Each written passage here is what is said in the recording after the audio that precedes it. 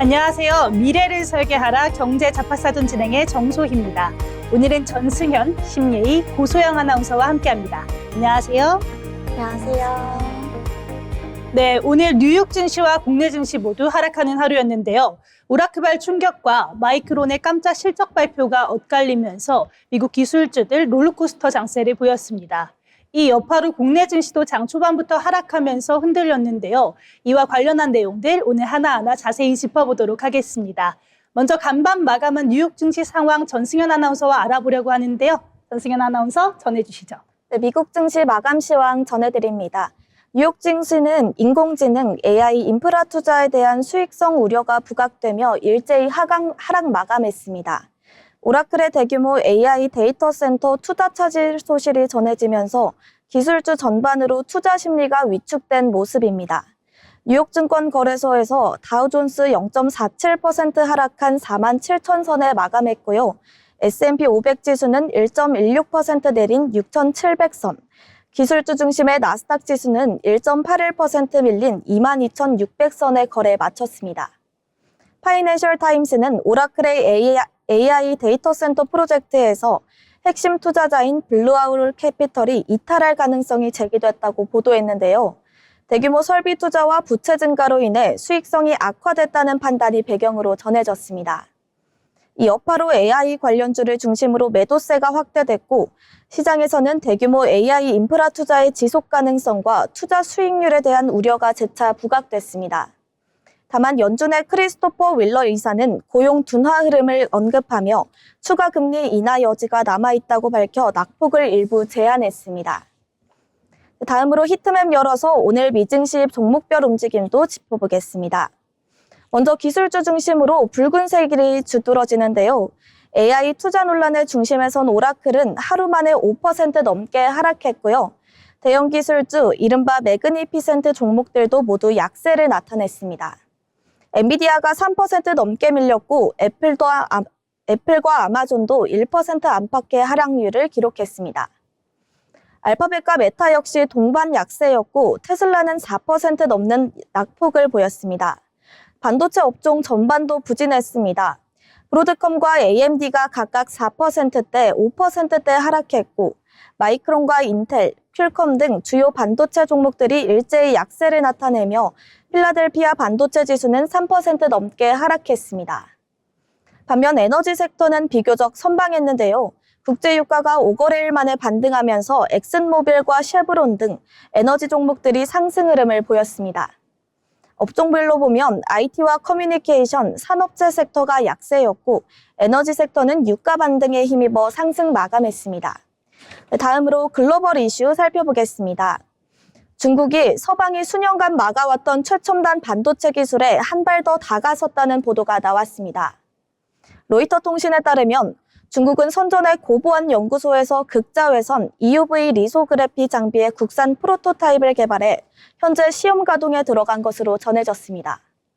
EUV 장비는 AI와 스마트폰, 그리고 첨단 군사 기술의 핵심인 초미세 반도체 칩을 만드는 데 반드시 필요한 설비로 현재는 네덜란드 ASML이 사실상 독점하고 있습니다. 중국의 이번 프로젝트는 ASML 출신의 엔지니어들이 대거 참여한 국가주도의 대형 연구로 일부 관계자들은 이를 중국版매네트 프로젝트로 부르고 있습니다. 다만 중국의 장비는 극자외선 생성에는 성공했지만 아직 상업용 칩 생산 단계에는 이르지 못한 것으로 전해졌습니다. 그럼에도 불구하고 중국 정부는 2028년까지 작동하는 칩 생산을 일부 관계자들은 2030년 상용화를 목표로 하고 있어 미중 기술 패권 경쟁은 또 다른 새로운 국면을 맞이하게 됐습니다. 다음 뉴스입니다. 폴란드가 냉전 이후로 처음으로 대인지뢰 생산을 재개하기로 했습니다. 폴란드는 벨라루스와 러시아 접경 지역인 동부 국경 방어 강화를 위해 대인지뢰를 배치하고 우크라이나 지원도 검토하고 있는 것으로 전해졌습니다. 폴란드 국방부는 이번 결정이 동방방패, 이른바 이스트실드로 불리는 국가방어 프로그램의 일환이라고 밝혔습니다. 이는 러시아와 벨라루스를 겨냥한 동부국경 800km의 방어선 구축 계획인데요. 폴란드는 현재 대인지뢰 사용을 금지한 국제협약, 오타와 협약 탈퇴 절차를 진행 중이며 해당 절차가 마무리되는 대로 내년부터 본격적인 생산이 가능할 것으로 보입니다. 러시아의 우크라이나 침공 이후 다른 유럽 국가들도 대인지뢰 생산 재개나 조약 탈퇴를 검토하면서 유럽 안보 환경은 또 한 번 큰 변화를 맞고 있습니다. 네, 다음 뉴스입니다. 캐나다 금융 시스템을 겨냥한 국제 금융 범죄 감시의 시선이 다시 집중되고 있습니다. 글로벌 금융 범죄 감사관들이 지난달 약 3주 동안 캐나다를 방문해 금융회사와 13개 정부기관을 대상으로 집중 인터뷰를 진행한 것으로 전해졌습니다.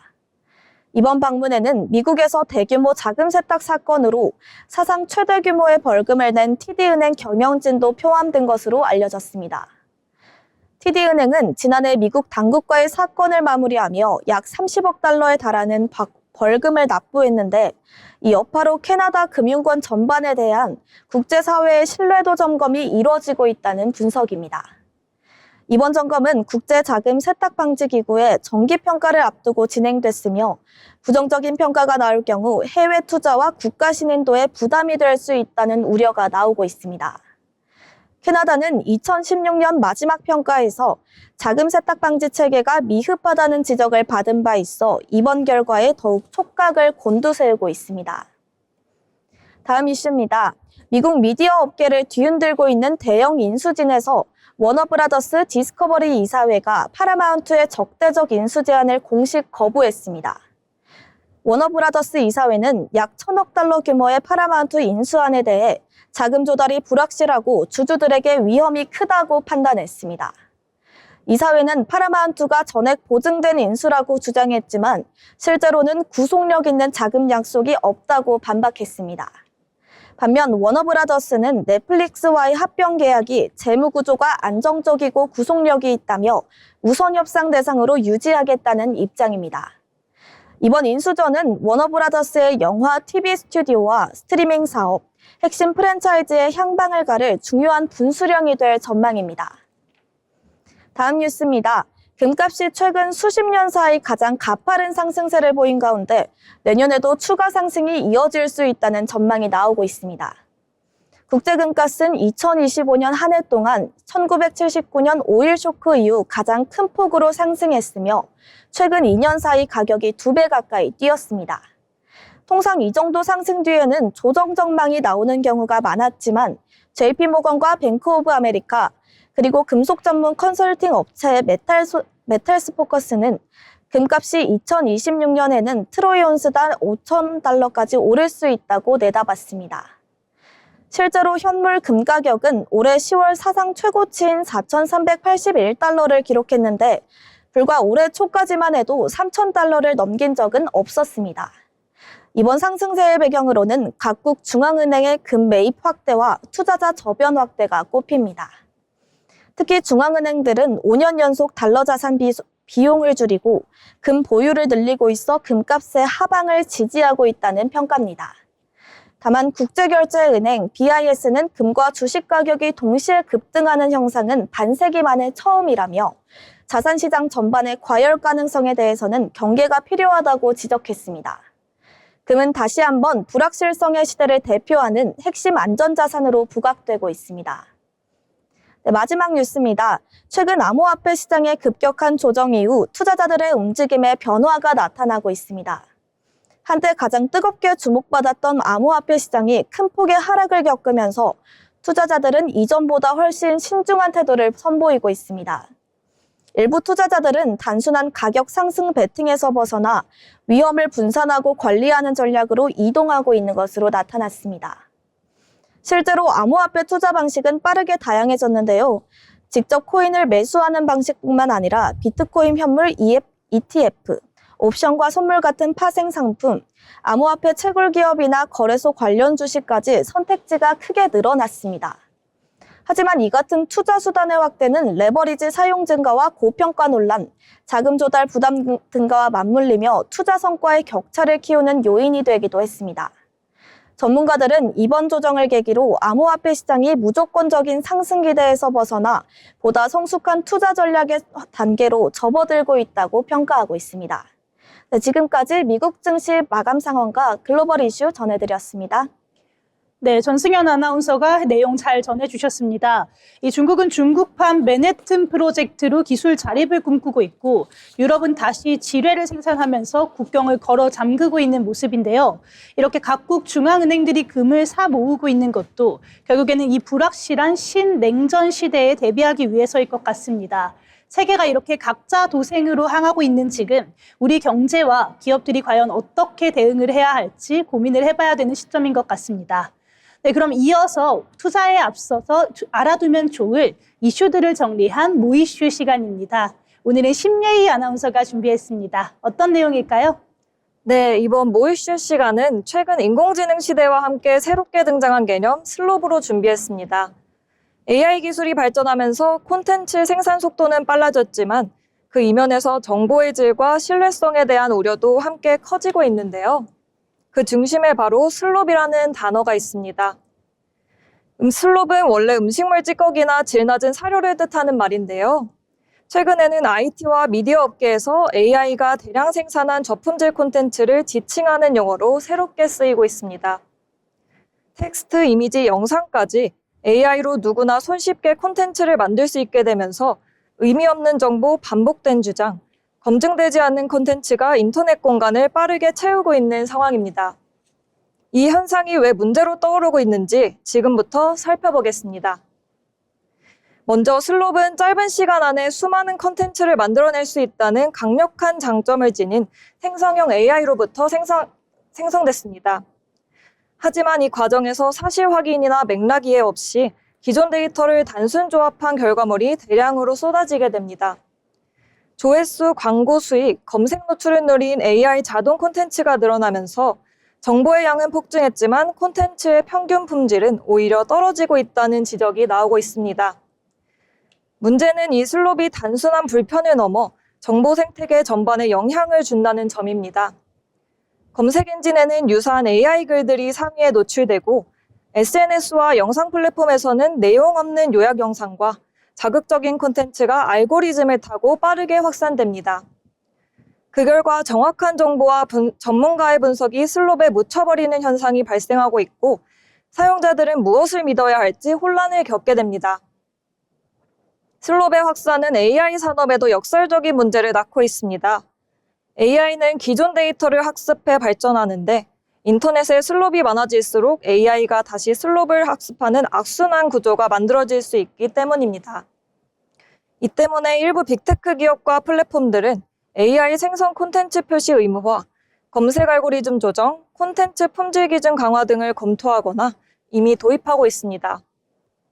전문가들 역시 앞으로는 얼마나 많이 만드냐보다 얼마나 신뢰할 수 있느냐가 AI와 콘텐츠 경쟁의 핵심이 될 것으로 보고 있습니다. 슬롭은 AI 기술이 만들어낸 부작용이자 동시에 우리가 풀어야 할 새로운 과제입니다. AI가 정보를 생산하는 시대에 콘텐츠의 질과 신뢰성을 어떻게 지켜낼 것인가는 개인, 플랫폼, 그리고 사회 전체의 숙제가 되고 있습니다. AI가 쓰레기 정보를 양산하는 도구가 될지 아니면 가치 있는 지식을 확장하는 도구가 될지는 지금 우리가 어떤 기준을 세우느냐에 달려 있습니다. 이상으로 AI 시대의 새로운 키워드, 슬롭에 대해 살펴봤습니다. 지금까지 모이슈였습니다. 네, 슬롭과 관련한 이야기 잘 들어봤습니다. 이 슬롭이라는 단어의 뜻처럼 이렇게 질 낮은 정보들이 인터넷을 뒤엎을수록 우리한테는 피로감만 커지는 것 같은데요. 역설적이게도 이 AI가 쏟아내는 정보의 홍수 속에서 사람만이 전할 수 있는 통찰력, 이런 신뢰가 더 비싸고 귀한 가치가 되는 시대가 되지 않을까 싶습니다. 이어서 전승현, 심예희 아나운서와 함께 오늘 장에서 이슈가 되었던 경제 뉴스들 살펴보려고 하는데요. 먼저 전승현 아나운서 전해주시죠.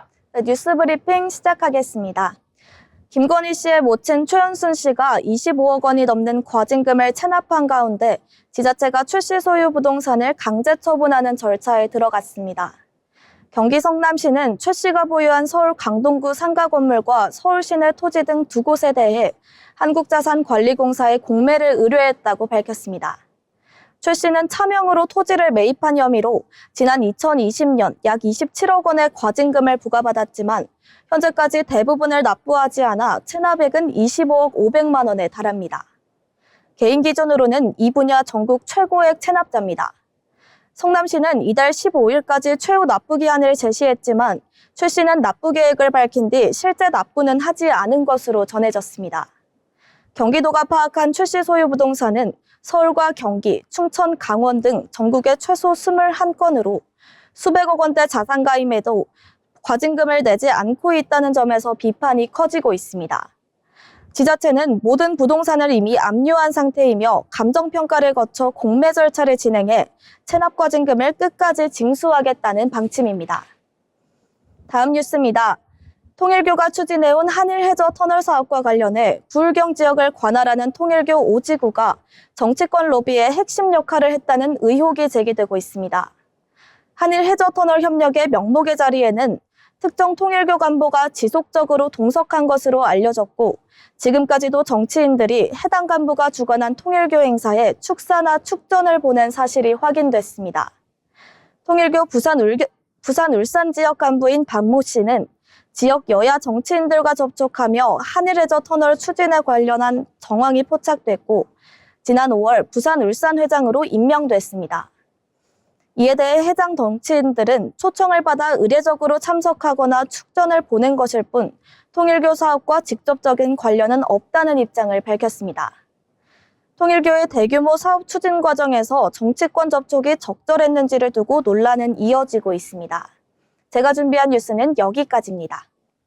네, 뉴스 잘 전해주셨습니다. 이렇게 수백억 자산가의 체납 버티기, 또 종교단체의 은밀한 로비 의혹, 이 두 사건 모두 법과 원칙이 누구에게나 평등하게 적용되고 있는지 확인해봐야 하는 문제일 것 같습니다. 그럼 다음 뉴스는 심예희 아나운서가 전해주도록 하겠습니다. 네, 뉴스 전해드리겠습니다. 반복되는 고령 운전자의 페달 오작동 사고가 사회적 문제로 떠오르면서 경기도가 선제적 대응에 나섰습니다. 최근 5년간 경기도에서 발생한 고령 운전자 관련 사고는 꾸준히 증가하고 있으며 특히 브레이크 대신 가속 페달을 밟는 사고가 다수 보고되고 있습니다. 경기도는 이를 예방하기 위해 교통안전교육과 운전보조장치 도입을 확대하기로 했습니다. 또한 고령 운전자의 운전 습관과 차량 안전 기능을 점검하는 프로그램을 운영하고 안전운전 캠페인을 강화할 계획이라고 밝혔습니다. 이번 조치는 고령 운전자의 안전뿐만 아니라 일반 운전자들의 안전 확보에도 목적이 있습니다. 이어서 다음 소식 전해드리겠습니다. 쿠팡 대규모 개인정보 유출 사태와 관련해 정부가 영업정지 조치를 검토하고 나섰습니다. 국회 청문회에서는 백영은 과기부 총리가 쿠팡 영업정지에 대한 질문을 받고 공정위와 민관 합동조사 결과를 바탕으로 조치를 검토하겠다고 밝혔습니다. 전자상거래법상 쿠팡의 영업정지를 위해서는 재산상 손해 발생, 피해 회복 조치 미흡, 시정조치 불가 여부 등 총 4가지 요건을 충족해야 합니다. 만약 중소업체 피해 우려가 큰 경우에는 영업정지 대신 과징금을 부과할 수도 있습니다. 이와 함께 소비자들 사이에서는 쿠팡을 상대로 한 역대 최대 규모 손해배상 소송 가능성도 제기되고 있습니다. 소비자단체는 쿠팡의 책임 있는 배상과 소비자 보호 대책 수립을 주문하고 있습니다. 정부와 공정위는 이러한 국민적 불안을 고려하며 강력한 대응 방안을 모색 중입니다. 지금까지 뉴스 브리핑이었습니다. 네, 이렇게 페달 오조작 사고부터 개인정보 유출까지 우리 일상을 위협하는 요소가 참 많은 것 같습니다. 제도가 기술의 속도나 사회의 변화를 따라가지 못해서 생기는 문제가 아닌지 이런 시스템을 점검해봐야 되는 때 같습니다. 아울러 본 방송에서 제공하는 정보는 투자 판단을 위한 조언일 뿐 해당 종목 가치의 상승 또는 하락을 보장하지 않습니다.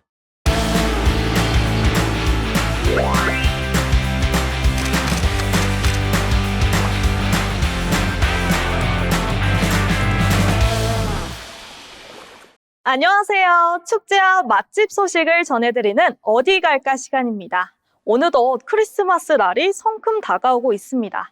올해도 많은 분이 소중한 사람과 함께 특별한 크리스마스 하루를 보내실 텐데요.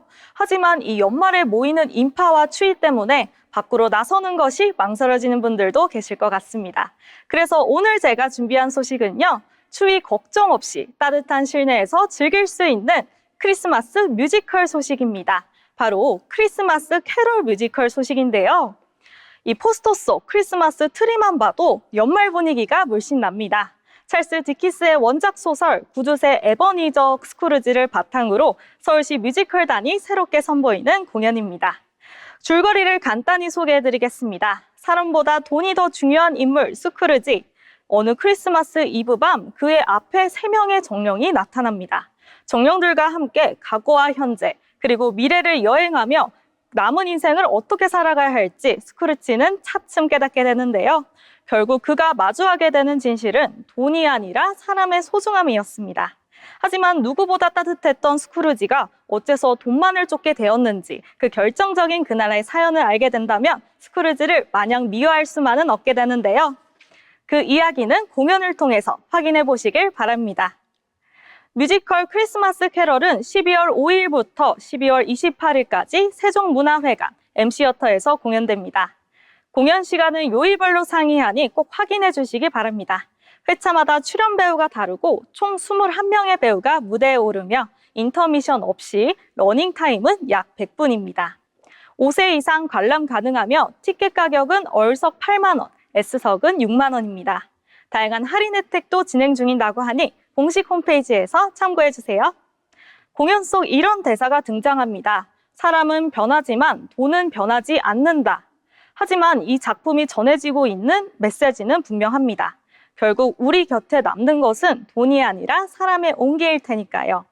올해 연말 소중한 사람과 함께 따뜻한 이야기를 나누고 싶다면 뮤지컬 크리스마스 캐럴 추천해드리겠습니다. 다음에도 재밌는 소식 가져올게요. 지금까지 어디 갈까였습니다.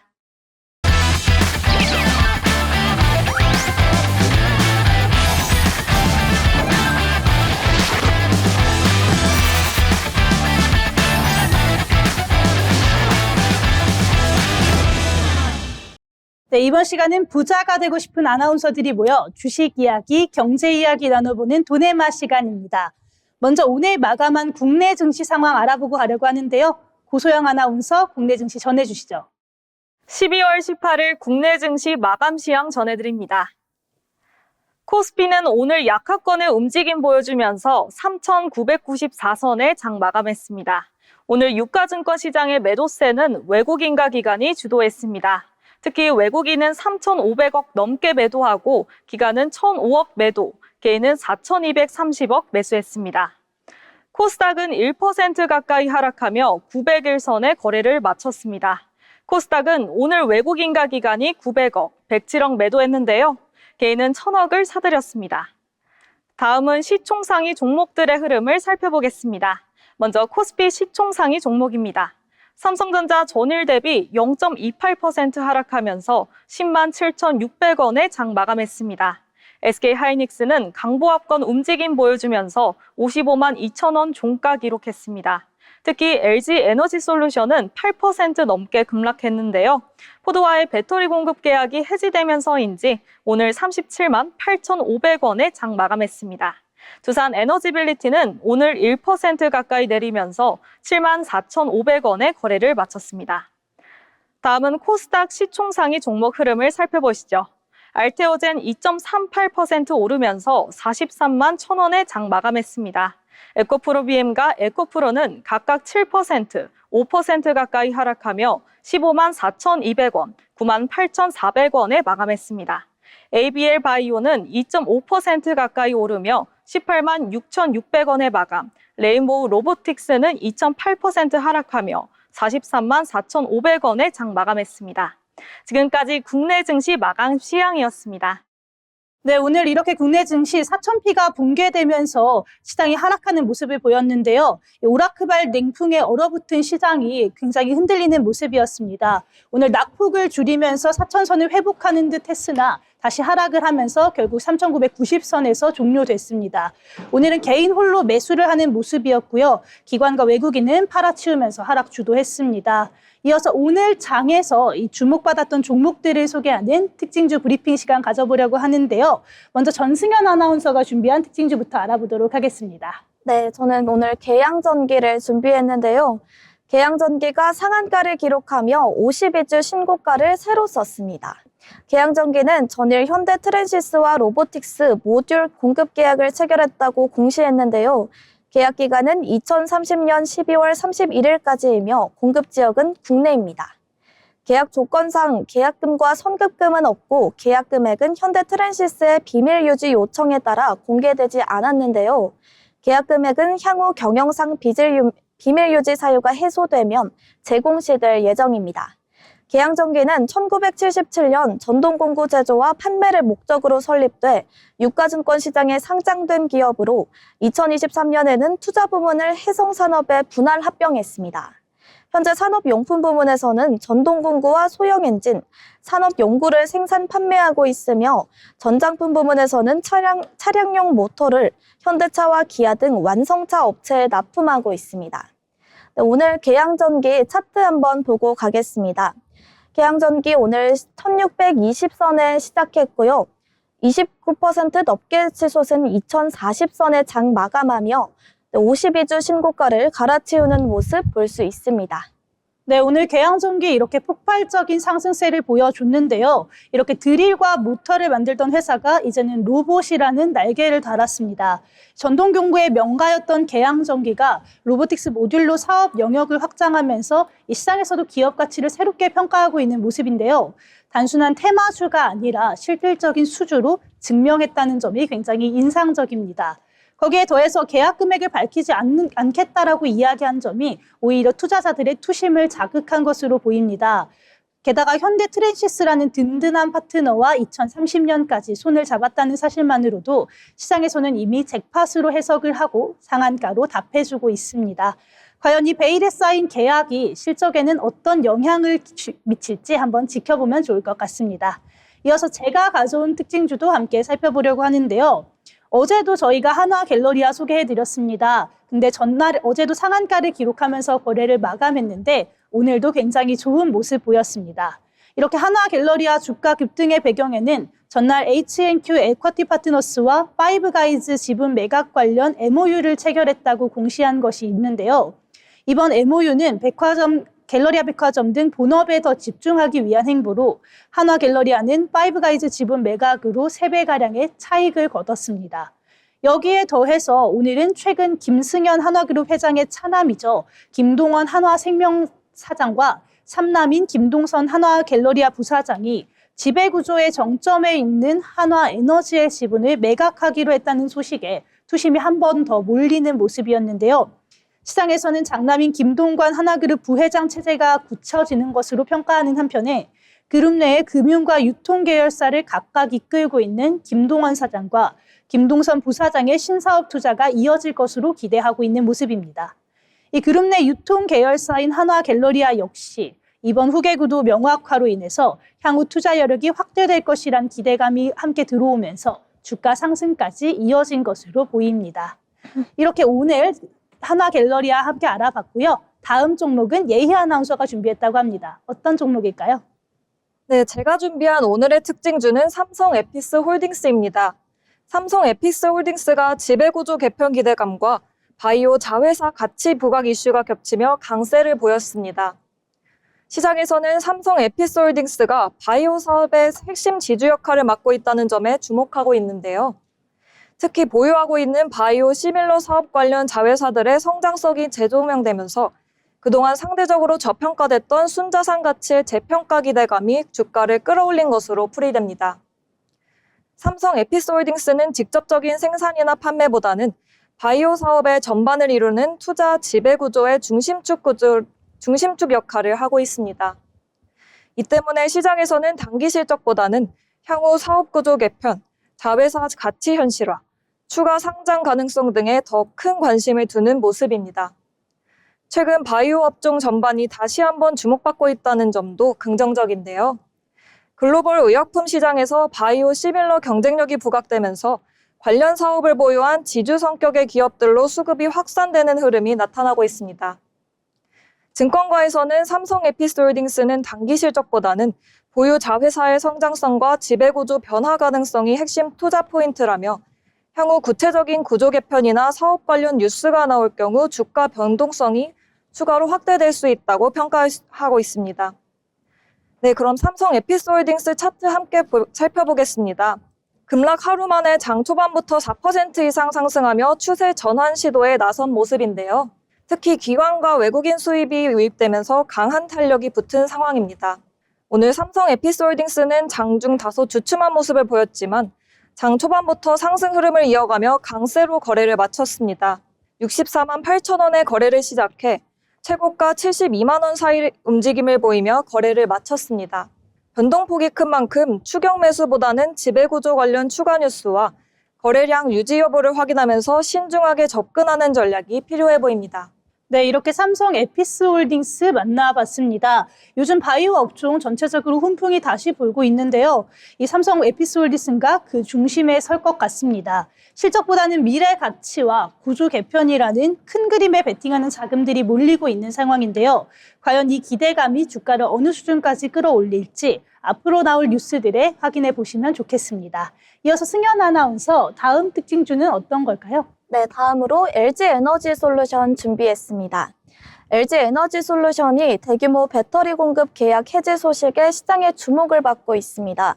LG에너지솔루션은 전일 포드와 체결했던 전기차 배터리 공급 계약 가운데 일부 계약이 해지됐다고 공시했는데요. 해당 계약은 2027년부터 2032년까지 총 75기가와트시 규모의 배터리 공급 내용으로 지난해 10월에 체결된 계약입니다. 이번 계약 해지는 포드가 전기차 개발 계획을 축소하고 하이브리드와 내연기관 차량 중심으로 전략을 수정한 데 따른 것으로 전해집니다. 이와 함께 미국과 유럽연합의 전기차 정책 기조 변화도 겹치면서 2차 전지 관련주 전반의 부담이 이어지고 있습니다. 시장에서는 전기차 수요 둔화와 정책 환경 변화가 맞물리며 2차 전지 업종 전반의 변동성이 확대되는 모습입니다. 네, 이런 상황 속에 차트 한번 보겠습니다. 오늘 LG 에너지솔루션 39만 선에 시작했고요. 장중 한때 40만 3천 선까지 찍었으나 공급 계약 해지 소식에 의해 8% 넘게 낙폭하며 37만 8,500선의 종가 형성하는 모습 볼 수 있습니다. 네, 이렇게 LG 에너지솔루션도 이야기해봤습니다. 우려했던 전기차 캐즘의 골이 생각보다 깊은 것 같은데요. 이 주요 고객사인 포드가 전략을 수정하면서 LG 에너지솔루션도 함께 큰 도전에 직면하게 됐습니다. 이 완성차 업체들이 오히려 하이브리드카로 눈을 돌리고 있기 때문에 K 배터리사들이 이 위기를 어떻게 타개할지, 새로운 모멘텀은 또 언제 나올지 주목해 볼 필요가 있을 것 같습니다. 이어서 마지막으로 제가 가져온 특징주로 마무리해 보려고 합니다. 저는 오늘 상장한 따끈따끈한 종목 갖고 왔는데요.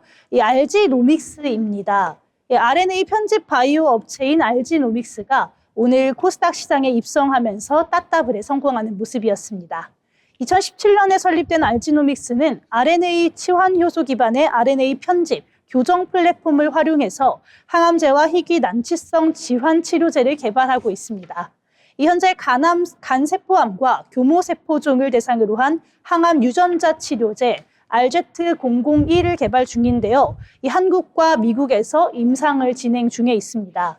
유전성 망막 색소 변성증 치료제인 RZ004는 호주에서 임상 제1상 계획을 승인받기도 했습니다. 특히나 5월에는 미국의 제약사죠. 일라이릴리와 약 1조 9천억 원 규모의 RNA 편집 교정 치료제 개발을 위한 글로벌 라이선스 계약을 체결하기도 했습니다. 이렇게 독자적인 RNA 편집 기술로 차세대 유전자 치료제 시장의 선점 기회를 확보했다는 점에서 굉장히 기업의 의미가 크다는 평가가 나오고 있는데요. 그렇다 보니까 이번 IPO 고정에서부터 흥행이 예고됐었습니다. 기관 투자자 대상인 수요 예측에서 848.91대 1의 경쟁률을 기록하면서 공모가를 희망밴드의 최상단인 22,500원에 확정했습니다. 오늘은 상장 첫날인데 상한가를 기록하면서 9만 원으로 종료됐는데요. 이렇게 우리 RG노믹스도 한번 주목해보면 좋을 만한 바이오 업체일 것 같습니다. 이렇게 오늘 특징주 소개하는 시간 가져봤는데요. 이 오늘자 이슈가 되는 특징주들 살펴보시면서 투자 판단에서 포트폴리오 구성하시면 좋을 것 같습니다. 이어서 심예희 아나운서가 기업에 대해서 알려주는 기업사전을 준비했다고 하는데요. 기업사전 오늘 어떤 기업일까요?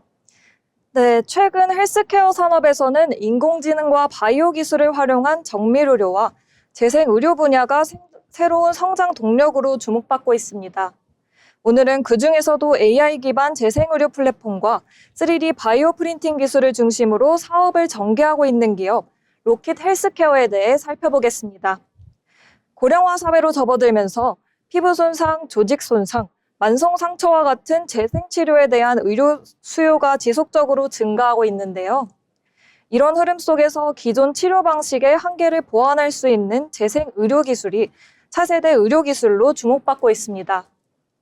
로킷 헬스케어는 인공지능과 3D 바이오 프린팅 기술을 결합해 환자 맞춤형 재생의료 솔루션을 개발하는 기업으로 재생의료 분야에서 차별화된 기술을 보유하고 있습니다. 로킷 헬스케어는 2012년 설립된 국내 바이오 헬스케어 기업으로 본사는 서울에 위치해 있습니다. 이 회사는 환자 데이터를 기반으로 한 AI 분석 기술과 3D 바이오 프린팅 기술을 활용해 개인 맞춤형 조직 재생 솔루션을 구현하는 데 강점을 지니고 있습니다. 공식 사업 영역으로는 피부 재생을 중심으로 한 조직 재생 기술이 핵심이며 연골 재생 등 다양한 조직 재생 분야로 기술 적용 분야를 확대하고 있습니다.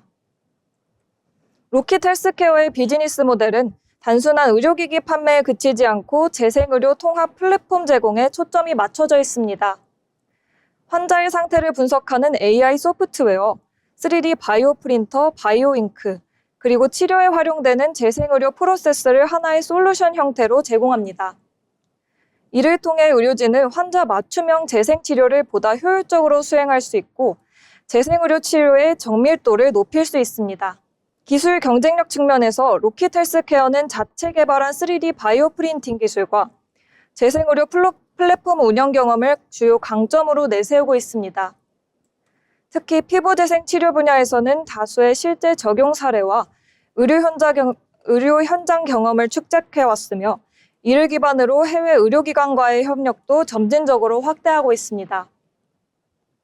또한 글로벌 의료기기 인증과 해외 시장 진출을 통해 국내를 넘어 글로벌 재생의료 시장을 공략하고 있습니다. 로킷 헬스케어는 현재 재생의료 기술을 기반으로 한 플랫폼 중심 헬스케어 기업으로의 성장을 추진 중입니다. 재생의료 과정에서 축적되는 데이터를 바탕으로 AI 기술을 고도화하고 피부 재생을 넘어 다양한 조직 재생 영역으로의 확장을 중장기 전략으로 삼고 있습니다. 이와 함께 글로벌 파트너십 확대와 해외 인증 확보를 통해 지속 가능한 사업 구조를 구축해 나가고 있습니다. 네, 지금까지 AI와 3D 바이오 프린팅 기술을 기반으로 한 재생 의료 플랫폼을 개발하고 있는 기업 로킷 헬스케어에 대해 살펴봤습니다. 정밀 의료와 맞춤형 치료에 대한 수요가 점차 확대되는 가운데 로킷 헬스케어는 재생 의료 분야에서 기술 경쟁력을 바탕으로 지속적인 성장을 도모하고 있습니다. 로킷 헬스케어가 글로벌 재생 의료 시장에서 어떤 성과를 만들어갈지 앞으로의 행보가 주목됩니다.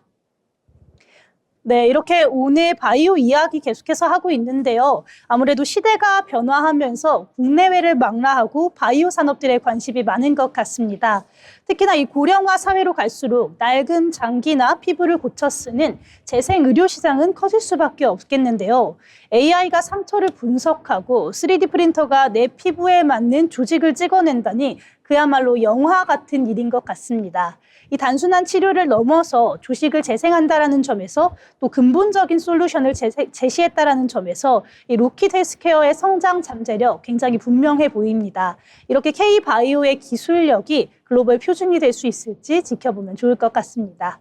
네, 그럼 오늘 방송의 마지막 시간이죠. 투자를 할 때 알아두면 좋을 증권사 리포트들 하나하나 다 챙겨보기 힘드실 텐데요. 그리고 또 어렵습니다. 이런 내용들을 저희가 알기 쉽게, 이해하기 쉽게 핵심만 쏙쏙 뽑아드리도록 하겠습니다. 승현 아나운서, 오늘은 또 어떤 내용을 준비해 오셨을까요? 네, 시장 흐름과 산업을 분석하는 투자 리포트 시간입니다.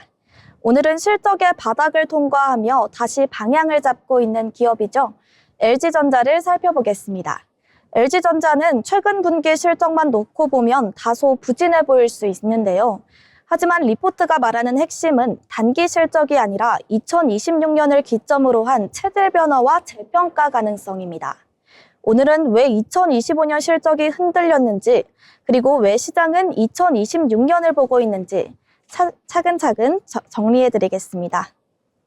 LG전자의 2025년 4분기 연결 영업이익은 약 238억 원, 전년 대비 큰 폭으로 감소했습니다.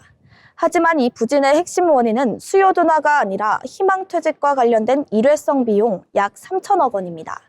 이 비용이 반영되며 별도 기준 영업이익은 일시적으로 적자를 기록했지만 이를 제외하면 VS, 전장사업부의 실적 개선 흐름은 오히려 유지되고 있습니다. 즉 4분기 실적 부진은 구조적인 문제가 아니라 적립비용이 한 번 더 반영된 구간으로 보입니다. 오늘 리포트에서 가장 강조하는 포인트는 2026년 별도 기준 영업이익이 3년 만에 증가 전환했다는 점인데요. 2026년 LG전자의 별도 기준 영업이익은 약 2조 6천억 원, 전년 대비 40% 증가가 예상됩니다. 그 배경은 명확한데요. 2025년에 반영된 희망퇴직 비용이 2026년부터 고정비 절감 효과가 이어지고요. 글로벌 물류비 하락이 운임 부담 완화와 미국 가격 인상 효과가 실적의 본격 방향으로, 즉 비용 구조와 매출 구조가 동시에 개선되는 구간에 진입하는 겁니다. LG전자의 변화는 단순히 실적 숫자에만 있지 않습니다. 웹OS 플랫폼, 구독형 가전사업, 칠러 HVAC 중심의 B2B 사업, 이 세 가지가 LG전자의 중장기 체질을 바꾸고 있습니다. 특히 웹OS와 구독 사업은 반복적인 매출과 높은 마진으로 경기 변동에 둔감한 구조라는 특징을 갖고 있는데요. 전체 매출에서 구독 사업 비중은 이미 30% 중반 수준까지 올라왔고 2026년까지도 꾸준한 성장이 예상됩니다. LG전자 전장사업부 VS는 그동안 적자 이미지가 강했지만 지금은 흐름이 분명히 달라졌습니다. 수주 잔고 확대와 전기차 SDV 전환 수혜, 수익성의 점진적인 개선, 2025년을 기점으로 VS 사업부는 의미 있는 흑자 구조에 진입했고요. 2026년에는 영업이익 기여도가 더욱 뚜렷해질 것으로 분석됩니다. 이는 LG전자의 밸류에이션 디스카운트를 줄여주는 핵심적인 요소입니다. 현재 LG전자의 12개월 선행 PBR은 약 0.7배 수준입니다. 이는 과거 실적이 바닥을 찍던 시기 구조조정 국면에서 형성되던 밸류에이션과 유사한 구간입니다. 다만 지금은 실적 하락 국면이 아니라 이익 회복의 초입 구간이라는 점이 다릅니다. 리포트는 LG전자의 적정 주가를 12만 원으로 제시하며 현 주가 대비 약 25%에서 30%의 상승 여력이 남아있다고 평가합니다. 정리해보자면 LG전자를 볼 때 지금 중요한 건 단기 분기 실적이 아닙니다. 일회성 비용은 끝났고 고정비는 줄었으며 신사업은 성장 중이고 2026년 이익 가시성은 높아지고 있습니다. 즉 LG전자는 지금 실적 회복, 체질 개선, 재평가 가능성이 동시에 겹쳐지는 구간에 놓여 있는데요. 오늘은 LG전자의 최근 실적과 2026년을 향한 변화의 방향을 살펴봤습니다. 단기 숫자보다 중장기 구조를 보는 투자자라면 지금 LG전자는 다시 한번 점검해 볼 만한 시점입니다. 지금까지 투자 리포트 전해드렸습니다. 네, 오늘 투자 리포트 잘 들어봤습니다. 이제 LG전자를 단순히 세탁기, 냉장고 같은 가전만 만드는 회사로 보면 안 될 것 같은데요. 특히나 이 매도 먼저 맞는 게 낫다라는 말이 딱 어울릴 것 같습니다. 3천억 원이라는 비용이 이 부담은 있었지만 덕분에 내년부터는 더 높게 뛰어오를 수 있을 것 같습니다. 또 오늘 리포트에서 이야기한 것처럼 제품을 한번 팔고 끝나는 게 아니라 구독과 플랫폼으로 계속해서 돈을 버는 구조가 됐기 때문에 체질이 완전히 바뀌고 있다고 봐도 될 것 같습니다. 특히나 PBR 0.7배라는 저평가 구간이기 때문에 이 변화의 가치를 미리 선점해 보시는 것도 좋은 전략이 될 수 있을 것 같습니다. 아울러 본 방송에서 제공하는 정보는 투자 판단을 위한 조언일 뿐 해당 종목 가치의 상승 또는 하락을 보장하지 않습니다.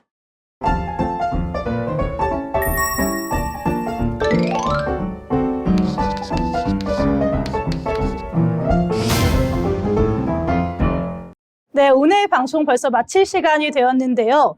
오늘 우리 국내 증시 한번 정리해보고 넘어가려고 합니다. 이 코스피 지수 오라클 쇼크에 투자 심리가 얼어붙으면서 1% 넘게 하락을 하는 모습이었고요. 그와 동시에 코스피 시가총액 상위 종목들 전체적으로 하락했습니다. 삼성전자, 삼성바이오로직스, 현대차, HD 현대중공업, 두산 에너빌리티 등 대부분의 종목들이 내림세를 보인 점 체크해 보시면 좋을 것 같고요.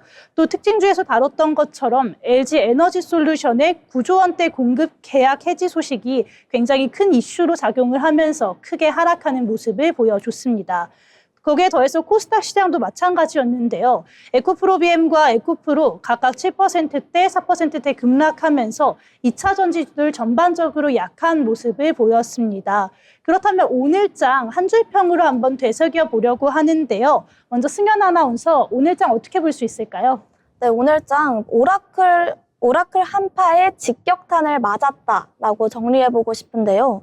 미국에서 불어온 오라클 쇼크에 코스피가 균형을 잃고 한 발 물러섰고요. 네, 이는 투자 심리를 얼어붙게 만드는 한파가 불어온 하루였습니다. 이렇게 정리하고 싶습니다. 네, 맞습니다. 오라클이 정말 오늘 우리 시장을 크게 흔들었다, 이렇게 말해도 될 것 같습니다. 그럼 우리 예희 아나운서는 어떻게 보셨을까요? 오늘 코스피와 코스닥 모두 하락세를 보였는데요. 저는 시장도 잠시 쉬어가는 국면이라고 요약해 보겠습니다. 네, 맞습니다. 우리 시장도 잠시 쉬어가는 국면이었습니다. 저는 오늘 외국인이 필요해, 이렇게 요약해 보겠습니다. 그 이유로는 이 12월에도 외국인의 이탈이 눈에 띄는 상황입니다. 거기에 더해서 현재는 원화 약세라는 불안 요소도 있는데요. 현재 원달러 환율이 1,480원대까지 치솟았는데 이 배경은 결국엔 수급입니다. 이 코스피 상승 흐름을 타고 들어오는 듯했던 외국인들 11월에 매도 폭탄을 보였고요. 12월에도 굉장히 어지러운 양상을 보여주고 있습니다. 아직 환율이 사실은 천장에 다다랐다고 하기엔 조금 어려운 상황인데요. 이 국내 투자자들의 해외 투자 열풍이 식지 않았기 때문에 외국인의 국내 시장 유입이 끊기면 환율이 1,500원대를 넘을 수도 있다라는 이야기도 나오고 있으니까요. 이 부분도 참고해 보시면 좋을 것 같습니다. 이렇게 우리 시장 오늘은 얼어붙었는데 내일은 과연 어떤 모습이 보여줄지 내일도 저희와 함께 하시면서 투자 흐름 체크해 보시면 좋겠습니다. 오늘 방송 여기서 마치도록 하겠습니다. 오늘도 시청해 주신 여러분 고맙습니다.